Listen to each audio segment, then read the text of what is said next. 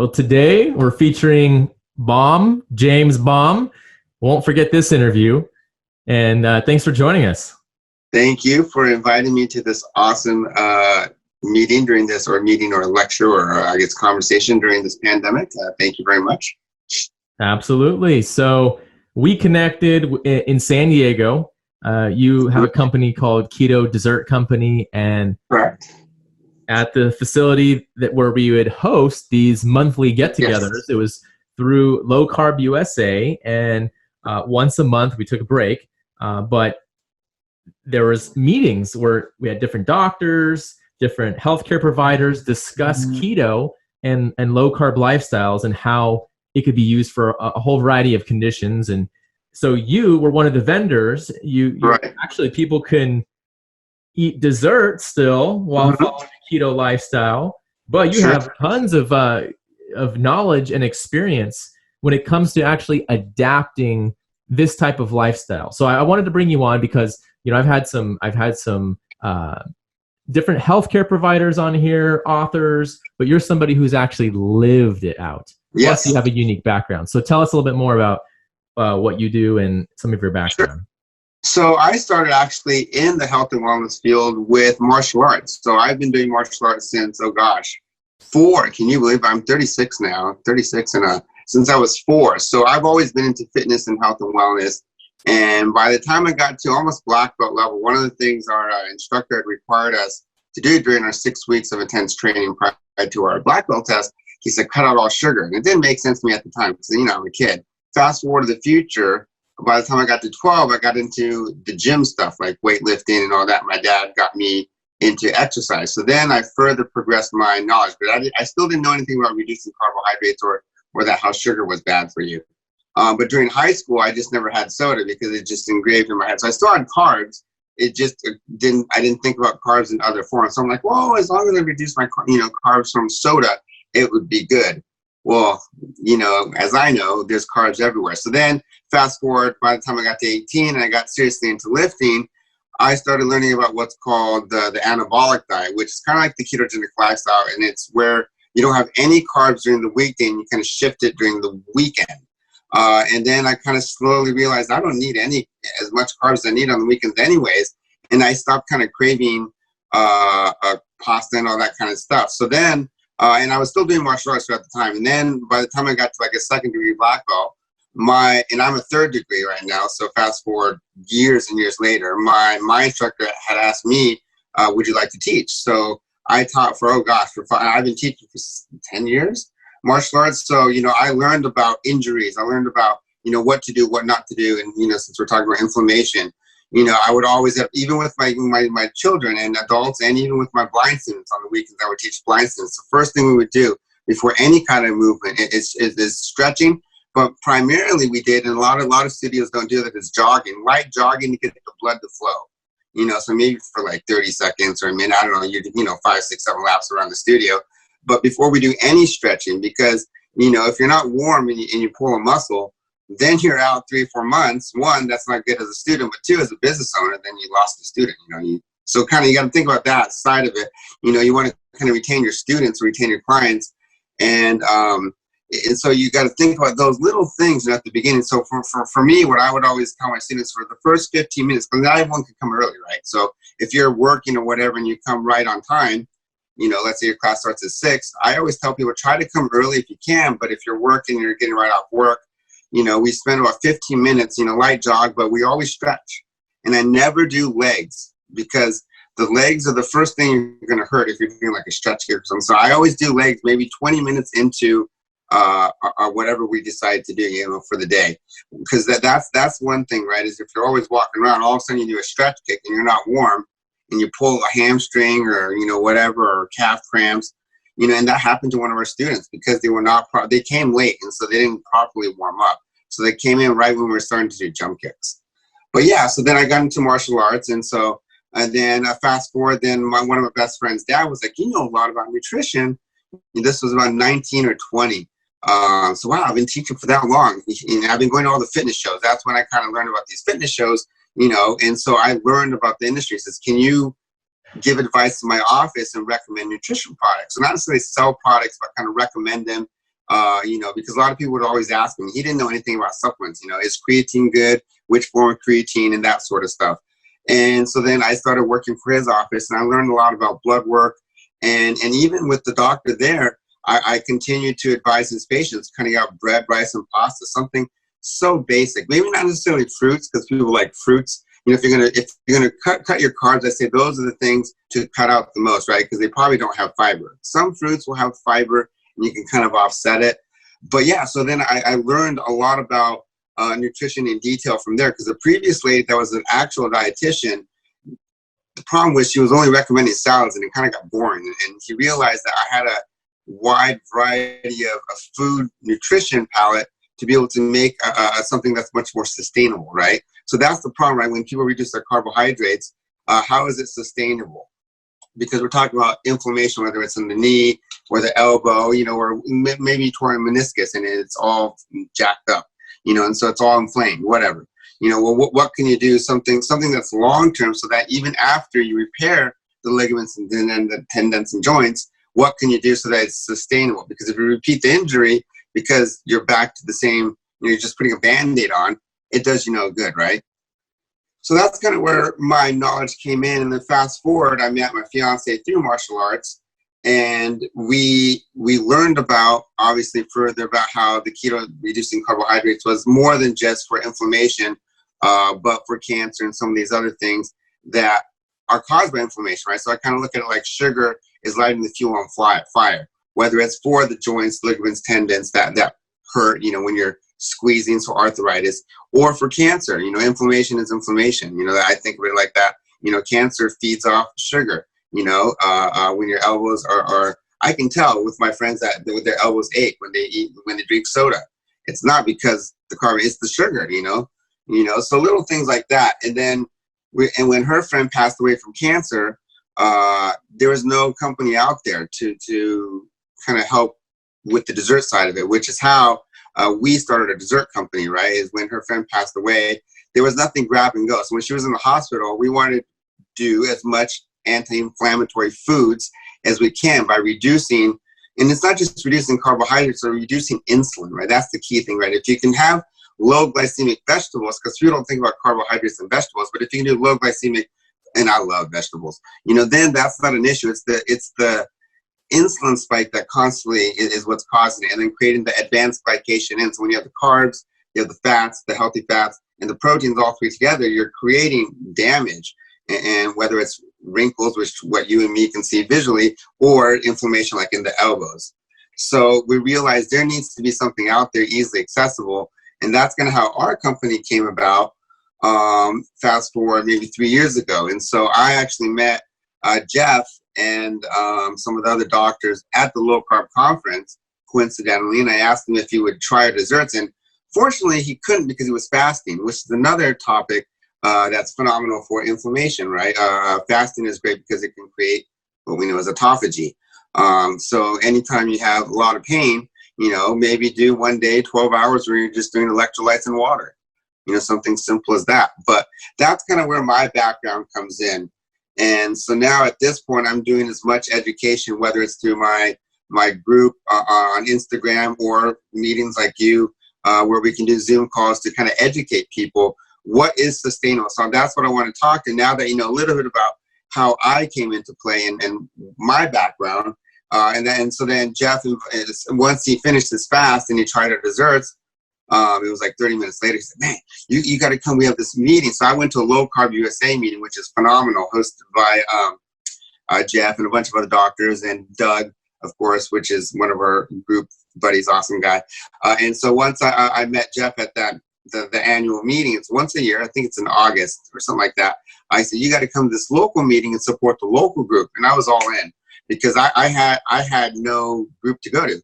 It was like just me and Tanya, my fiance, and then my buddy Eric. So he's one of our bakers. So like the three of us do keto, and I really had no one I can speak to about keto because no one really cared, But so it's really cool.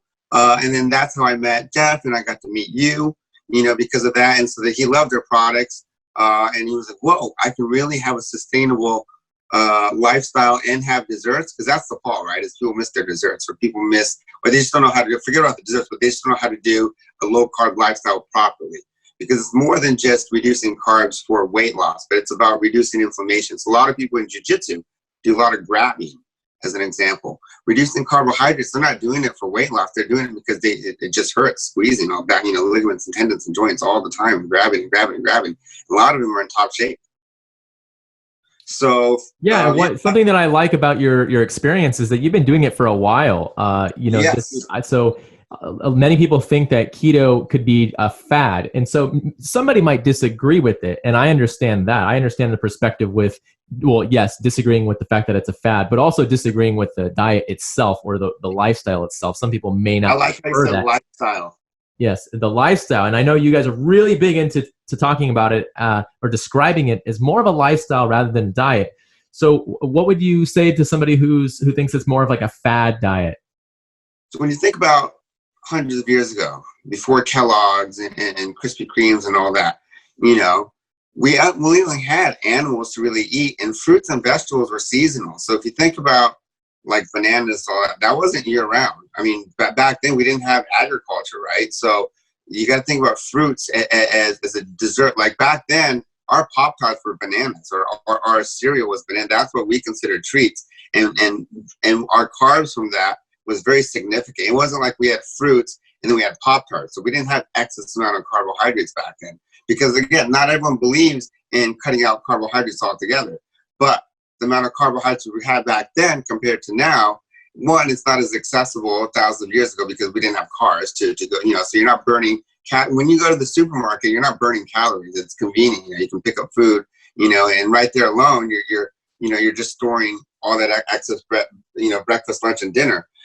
So when you think about it, some people say it's a fad, but thousands of years ago, that's what we ate. It just happens to be that we got lazy and then we came out with manufacturing and we figured out about agriculture. But like, for example, you can't eat grains raw, or you're not supposed to, because it can really mess up your stomach. And especially if it's, like rice, if you're eating rice that's cooked, but then it's unhot, it's not hot, it gets really starchy and it's really hard for your stomach. Grains are really, again, talking about inflammation. So things that are not easily digestible.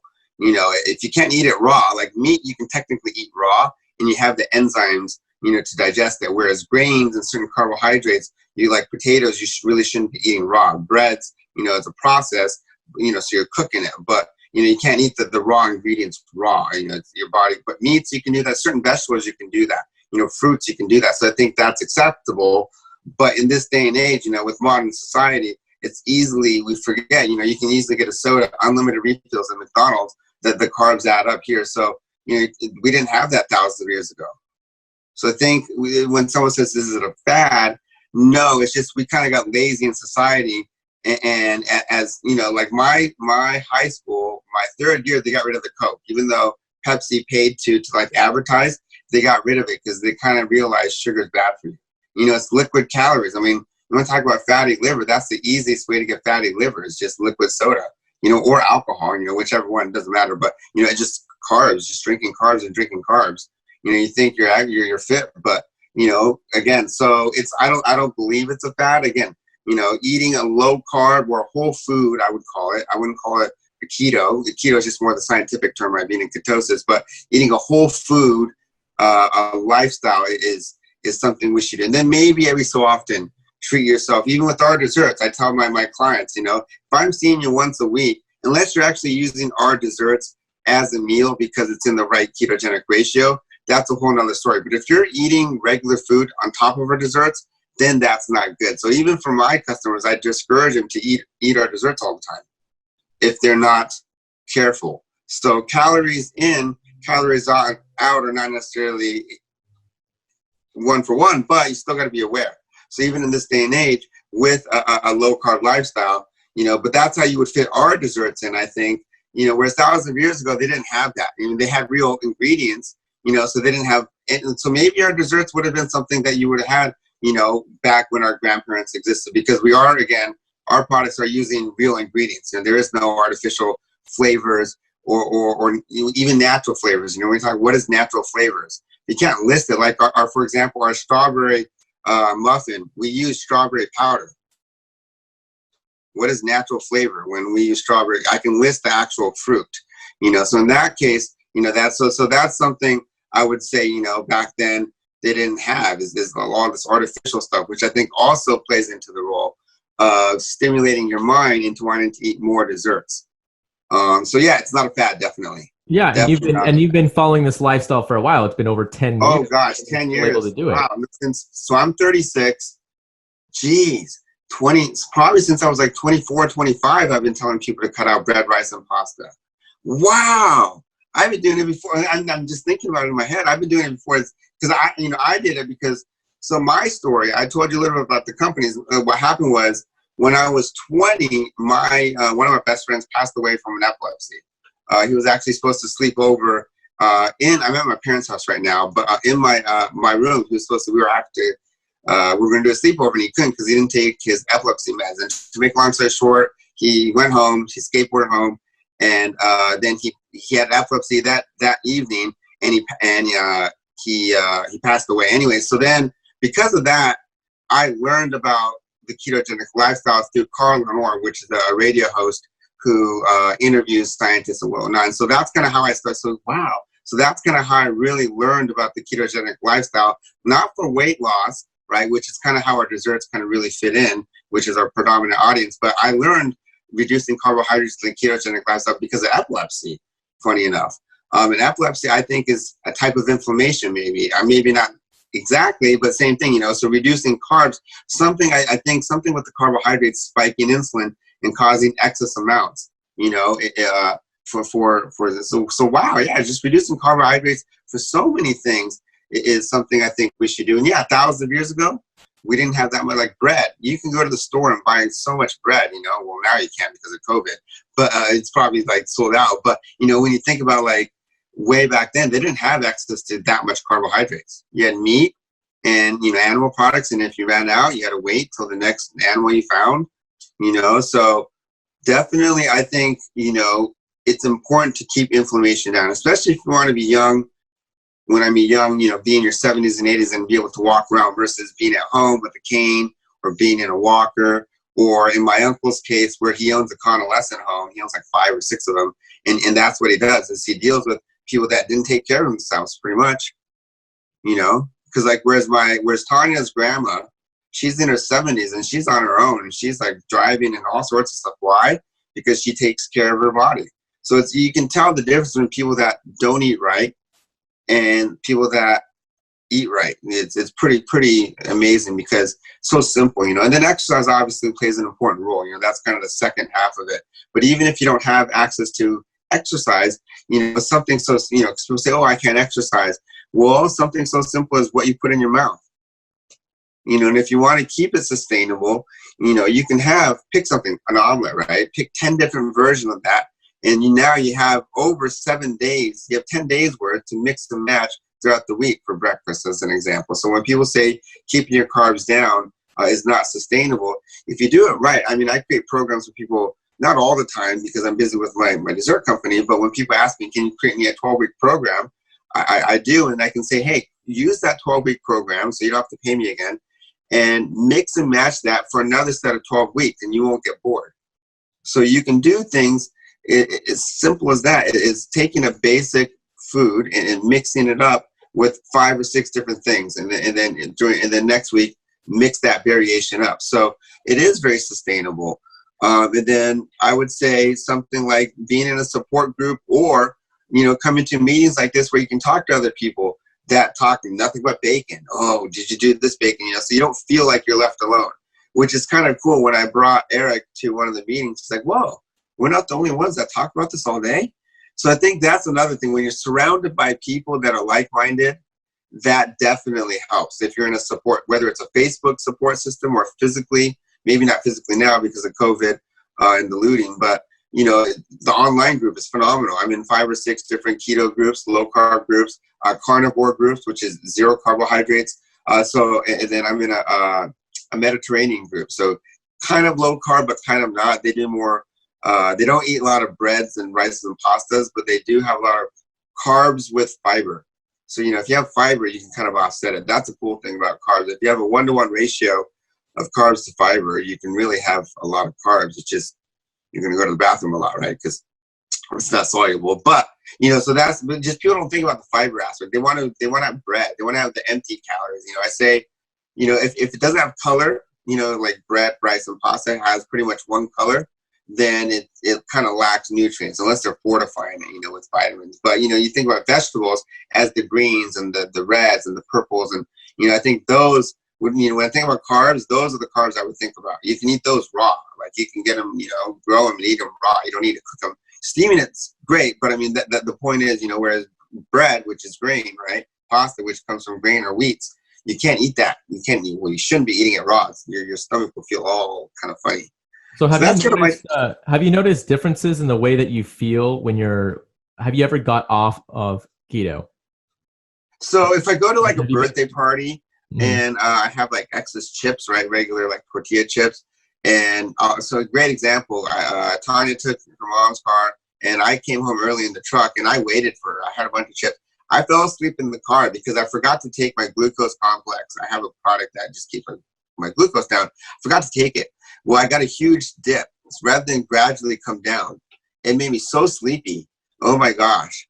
So that's the problem is if you don't know how to control your insulin levels and blood glucose levels correctly, so that's the one thing. And the reason why I do the ketogenic lifestyle, not just because of the anti-aging benefits, but I didn't even talk about that I personally, I'm on the spectrum, so I have autism.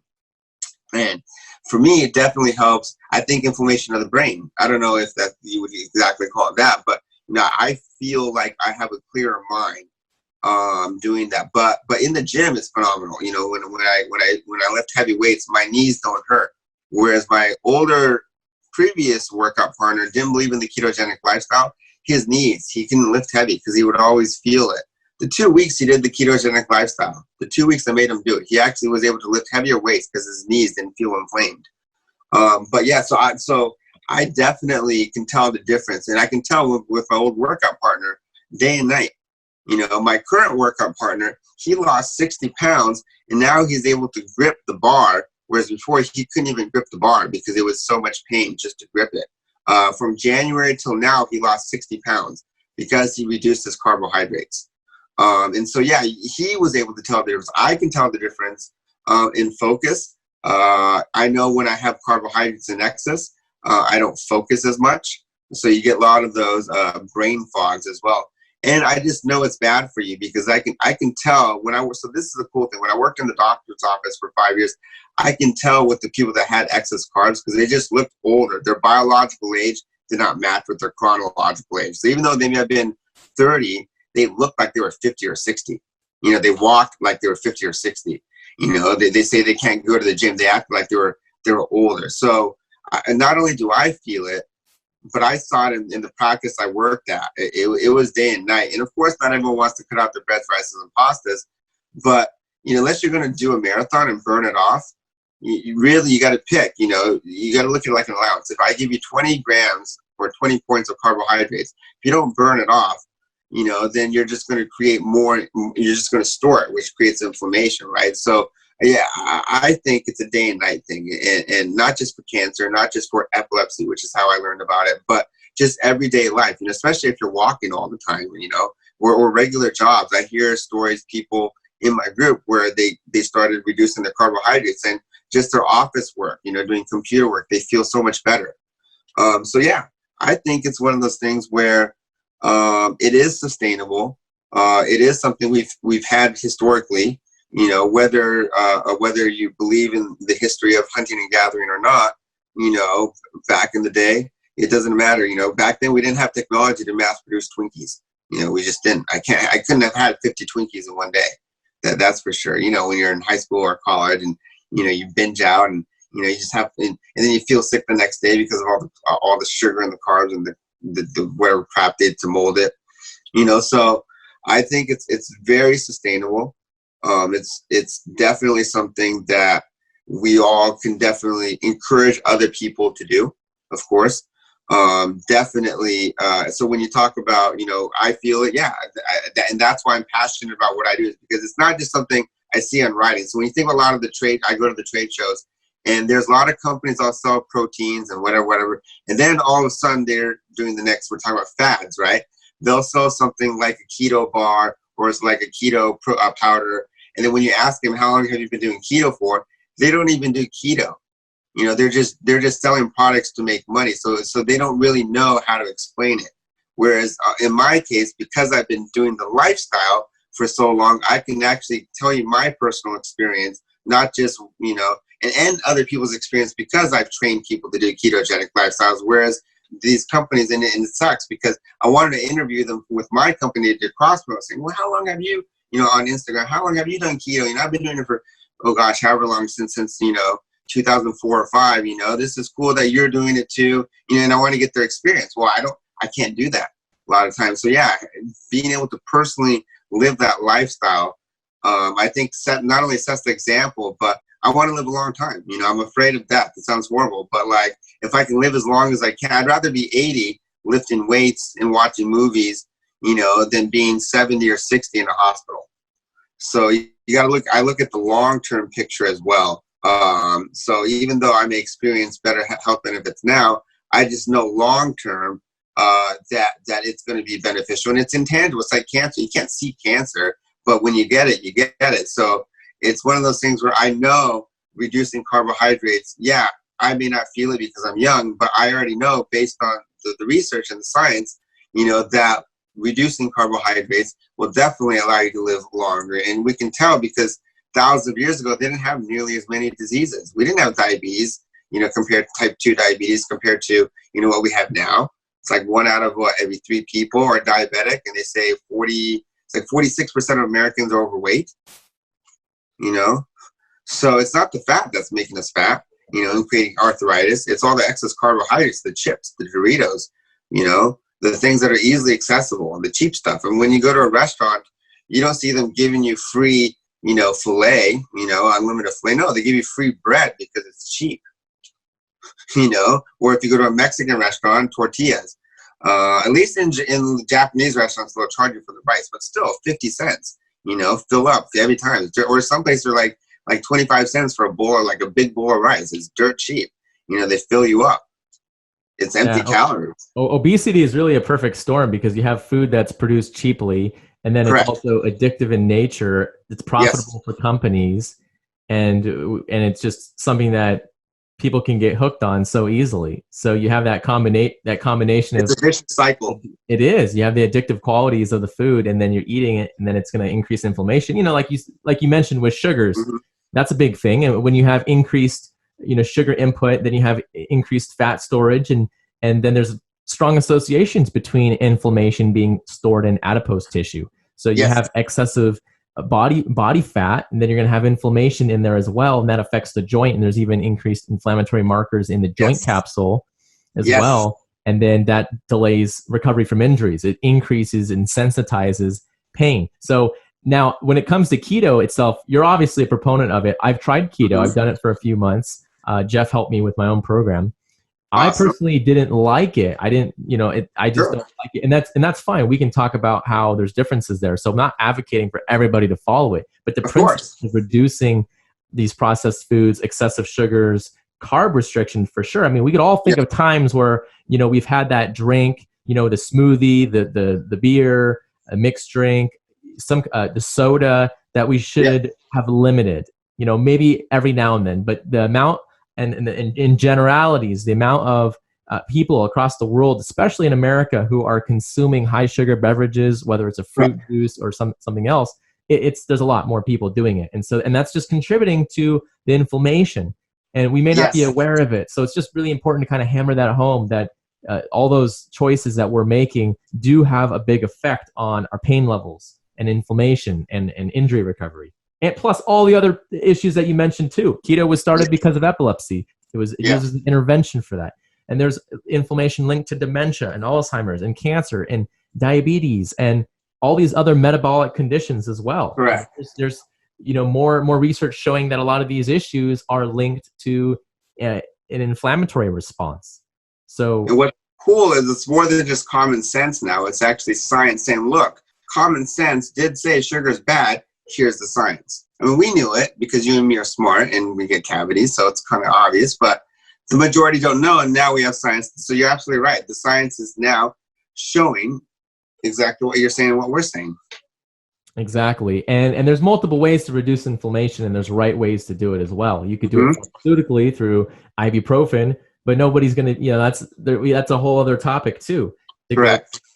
go down that road of taking ibuprofen or other. And not everyone wants to take a prescription, It's like a baby aspirin. Some doctors recommend it. Some patients may take it. Some patients may not, because they may not feel comfortable because it's still a drug, not natural. So you're right. There's different ways to do it. And a fun fact, for every, talk about obesity, for every 1 pound of weight you lose or 1 pound of fat, that's 10 pounds of pressure off your knee. It's phenomenal. Something simple. Yeah, losing body weight, aquatic therapy, obviously improving biomechanics and doing other physical therapy exercises can help with knee arthritis. So when you're in the advanced stages of knee arthriris, that's often what's recommended to even have more success before the surgery. If you have to end up getting a total knee replacement, then it's still good to lose body weight, because it's going to be a less successful recovery afterwards if you're at 30 pounds overweight. Yep. So that's kind of a cool thing, 1 pound, just 1 pound. It's like people don't think about it, but imagine, and you lose 5 pounds or whatever your goal is, it's like, wow, you can feel the difference, and you can walk longer. You're not tired anymore. You can be with your kids and run around more. It's little things like that. You're like, wow, I didn't think about that. So maybe not the ketogenic lifestyle for everybody, like in your case, but we can all agree that carb reduction is always going to be beneficial. Maybe not necessarily 20 grams, but maybe a low carb, so 50 grams to 100 grams. Or you could do something like where you don't have carbs during the weekday, and then on the weekends, that's when you kind of treat yourself. So there's many ways to do it where you keep your carbs low without kind of getting bored, right? So that you can still have your carbs. Just make sure to be mindful. So if you like pasta, maybe have it on the weekend, on the days you don't have fat, and fuel up on the weekend with your carbs. I don't know if you like pasta, but maybe sushi, do it with sushi or I don't know, or burger, but just make sure to not have a lot of fat and protein on the weekend. So there's ways to do it, I think. And again, like you said, there's no one way to keep your inflammation down. And I think it's going to be a multifactorial approach, and like what you said too, even just the management of or the timing of food that you eat. Maybe you eat carbs, you do a carb load, right? Like marathon runners would do a carb load before a race. Maybe you eat carbs before an intense workout or before you're going to garden or do yard work, or you have a big day around the house on a Saturday. So you time it so you could imagine and conceptualize that you're going to be burning that fuel source instead of just sitting on the couch with a high fructose, corn syrup filled drink and then just watching Netflix, where it's just going to sit there and it's just going to get stored as fat. So there's ways to do that as well. And we need to take multiple steps to reduce inflammation by eliminating those things that can cause it, and also eating other things as well that can promote a reduction in it. I'm a huge proponent too of turmeric extract. That's why I was just going to say spices. Of spices, exactly. So when you're cooking, you got to look at some of the different spices used around the world. And curcumin, which is in the turmeric plant. That's you can have it in a powder. Put it on your food. Cook with it. Buy turmeric in the store. Chop it up and start preparing some recipes. Have golden milk. There's a lot of different ways to take it.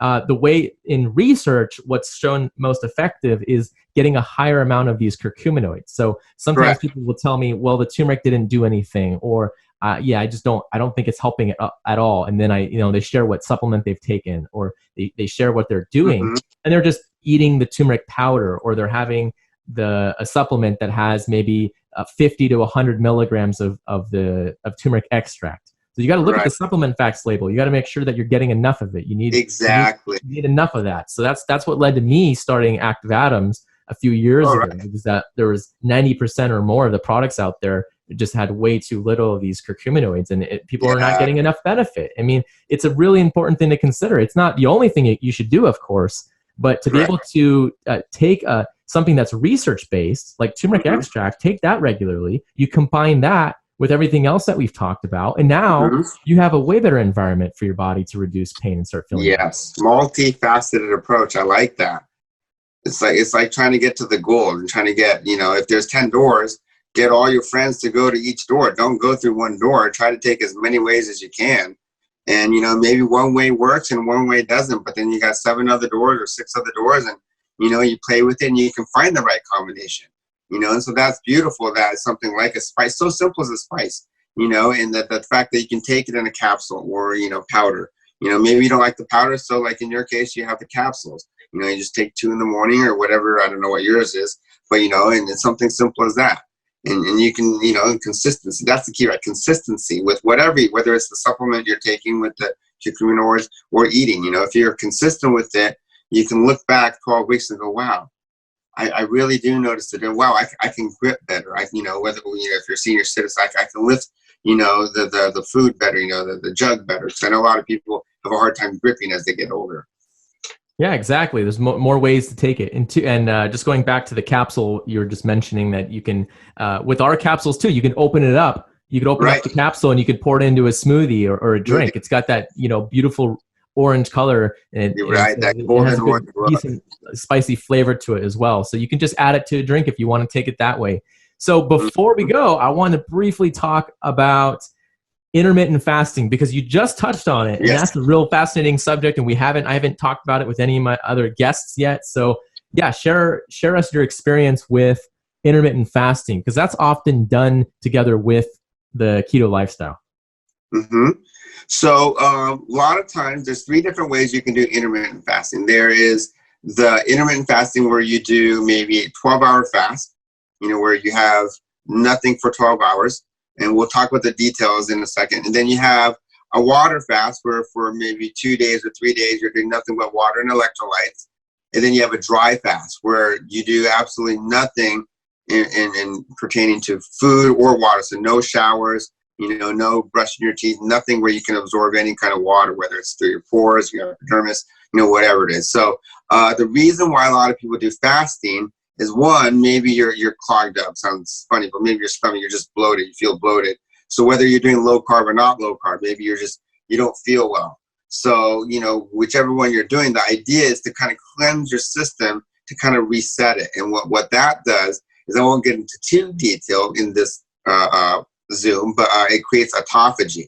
And autophagy is also great for anti-inflammatory, but also extending life, because it's less work on your body. When you're eating less, it's less inflammation on your body. So whether you're doing a low carb, a ketogenic, or even a high carb lifestyle, but you're doing fasting 3-4 times a week. So you're eating pasta, but then a lot of the time you're not eating anything at all. And there's some people that do the minimal, the OMAD, where they're just having maybe 200 calories a day, and then the rest of the day they're fasting. So fasting is great, because it can, like I said, it can cleanse your system. But some people do it to reset their adrenals.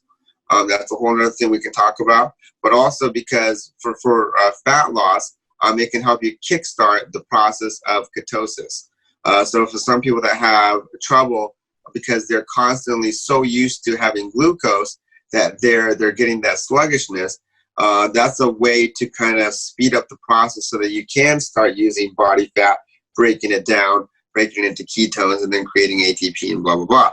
So that's another a way to do it. But a lot of people don't even realize when they get blood work, they'll make you fast overnight, and you kind of get the hunger pains and all that. But so we maybe do it indirectly, medically, when you go to the doctor, if you're getting blood work maybe twice a year. But doing it more often than not, I think, is phenomenal, because it kind of reminds you of like back in the hunting and gathering days, right, thousands of years ago, when it was famine and feast.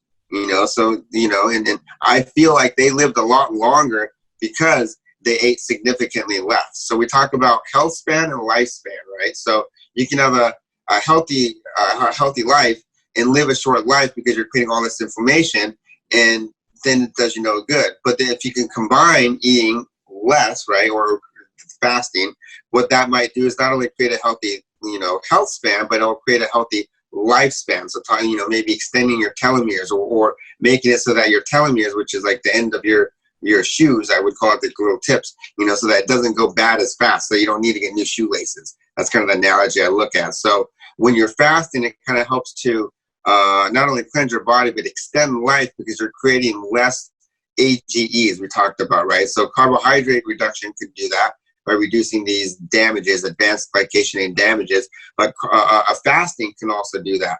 So if you think about like your car, if you're revving your car all the time, it's like eating food all the time, whether it's keto or not. It's a lot of work to your body.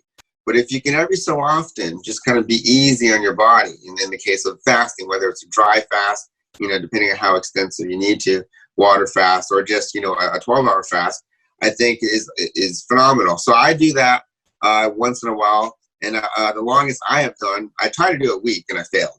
So I got like 3 days, and then I kind of got really hungry, and then I started doing pickles.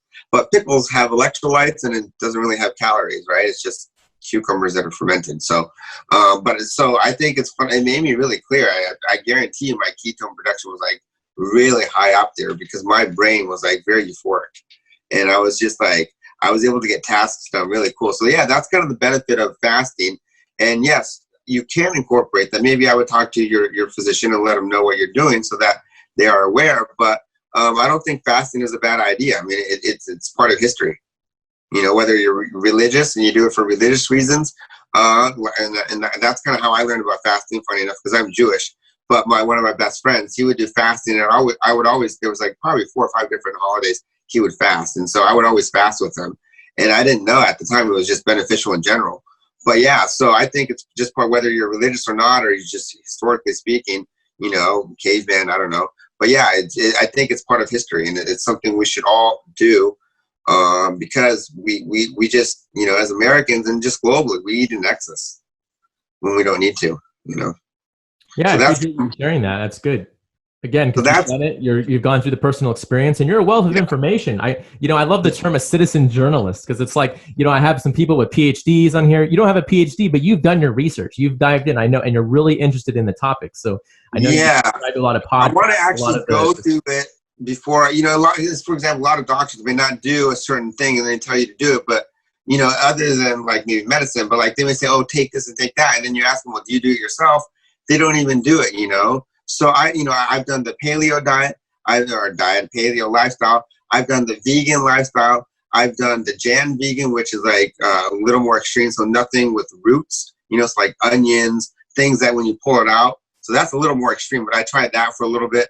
I've tried the vegan, I've tried the pescatarian. So yeah, if I'm going to, again, I worked in a doctor's office, so I want to be able to experience what people are, if I'm going to tell someone to do it or understand what they're going through, I would like to be able to try it for a good 3-4 months, or in the case of the ketogenic lifestyle, indefinitely, right? And so I'll do that forever. But prior to that, I've done all the different ones, I've done the, and so, yeah, it's good, if you're going to try to talk about it, you should kind of experience it, I think, live that lifestyle, be engraved in, be in that field and be surrounded by people like that so you can see where they're coming from.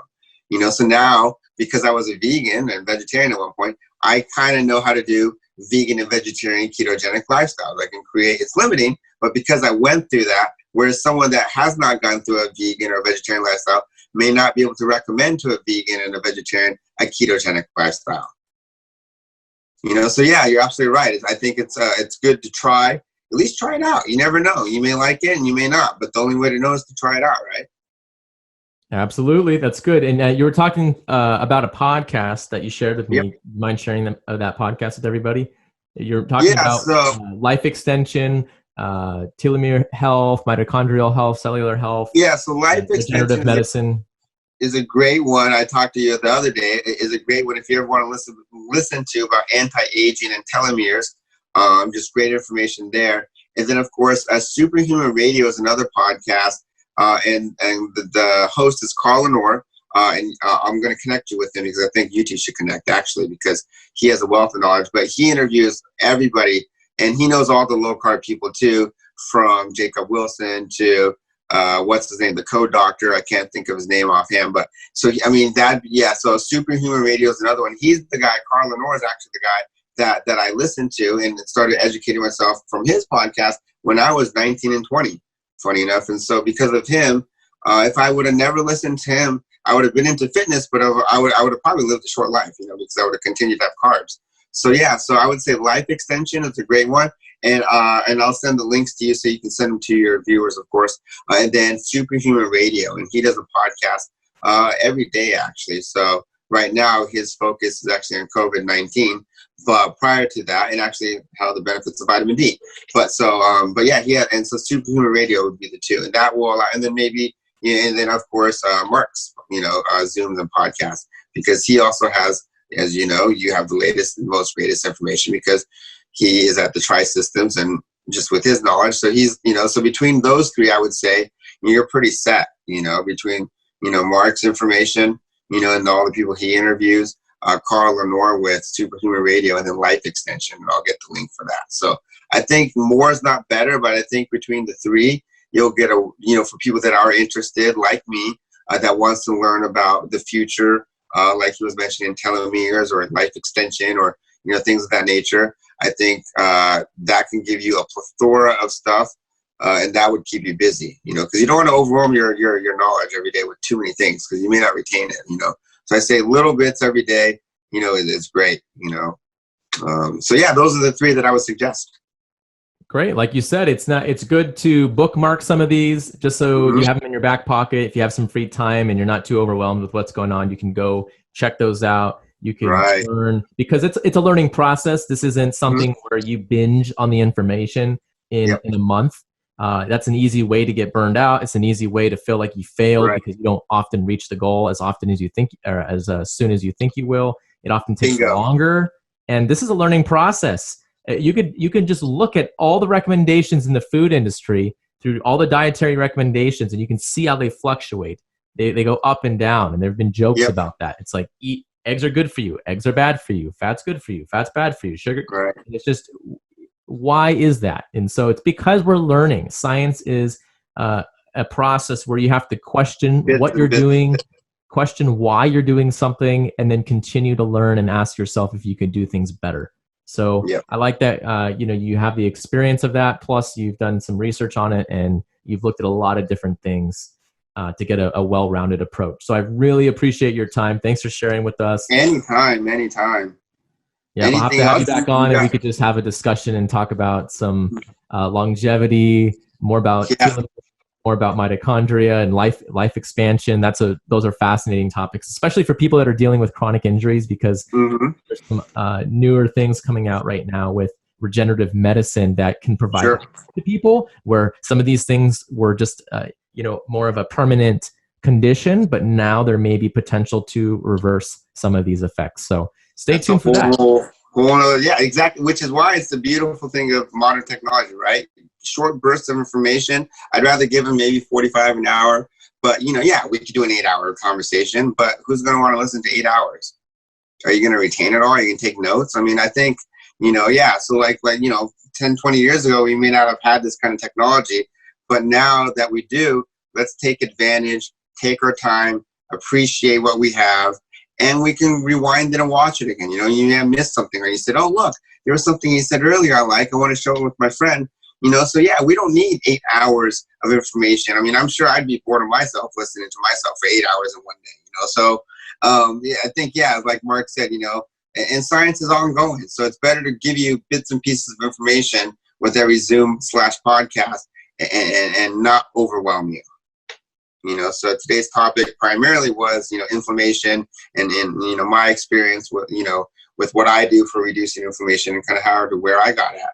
But next topic I think would be phenomenal. Talk about telomeres maybe and things for anti-aging. So that's more, science stuff and chemistry. But look forward to that topic. All right, that sounds good. And then lastly, your company, Keto Desserts Company. If somebody wants to try some of your desserts, how could they learn more about that?